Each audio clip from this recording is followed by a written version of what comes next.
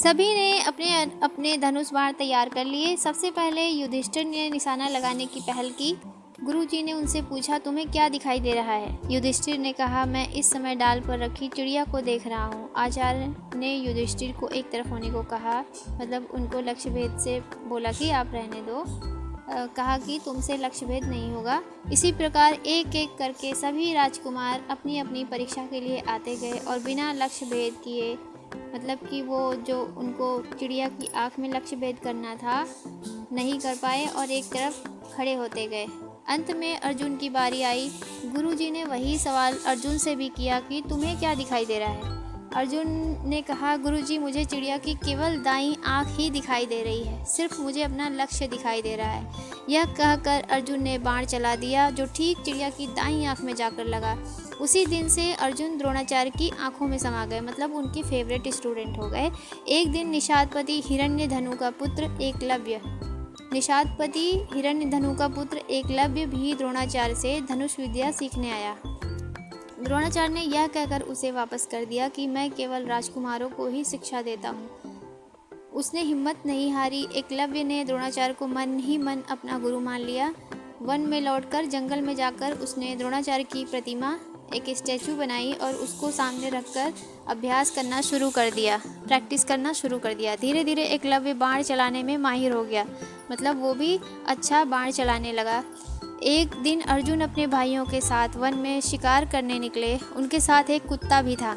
एकलव्य को अभ्यास करता देख कुत्ता भौंकने लगा। उसने जब एकलव्य को प्रैक्टिस करते हुए देखा, वो उसको देखकर भौंकने लगा।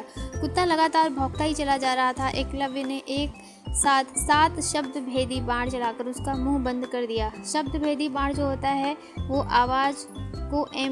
आवाज़ को एम मानकर चलाया जाता है, मतलब उसमें ऑब्जेक्ट दिखाई नहीं देता, सिर्फ आवाज़ को सुनकर बाण चलाते हैं और बाण जाकर जहाँ से आवाज़ आती है वहीं पर लगता है। इसको बोलते हैं शब्द भेदी बाण। ठीक है बच्चों, तो उसने शब्द भेदी बाण से उसका मुंह बंद कर दिया। एकलव्य की बाण विद्या देखकर अर्जुन ने उससे उसके गुरु का नाम पूछा। एकलव्य ने गुरु द्रोण का नाम बताया। हस्तिनापुर लौटकर अर्जुन ने गुरु द्रोणाचार्य को एकलव्य के विषय में बताया। गुरु ने जैसे ही एकलव्य का नाम सुना, वो सीधे उससे मिलने वन की ओर चल दिए। एकलव्य से मिलकर वह जान गए कि वह एकलव्य से गुरु दक्षिणा में उसके दाएं हाथ का अंगूठा मांग लिया। गुरुजी ने गुरु दक्षिणा में उसके दाएं हाथ का अंगूठा मांग लिया। एकलव्य ने बिना सोचे समझे तुरंत अपना अंगूठा काटकर द्रोणाचार्य को गुरु दक्षिणा के रूप में दे दिया। गुरु दक्षिणा जैसे आज के समय में हम हर महीने फीस जमा करते थे, वैसे पहले के समय में क्या होता था, जब हमारी पूरी विद्या हो जाती थी, जो हम सीखने जाते थे आश्रम में, अगर वो हमारी विद्या पूरी हो जाती थी, पढ़ाई पूरी हो जाती थी, तो हमें गुरु दक्षिणा देना पड़ता था अपने गुरुओं को। अंगूठा देने के बाद एकलव्य अब अपने पहले की तरह बाण नहीं चला सकता था, क्योंकि अंगूठा जो होता है वो बहुत बड़ा सपोर्टर होता है किसी भी काम को करने के लिए। तो अंगूठा देने के बाद एकलव्य अब धनुष बाण नहीं चला सकता था और न ही अर्जुन से आगे निकल सकता था।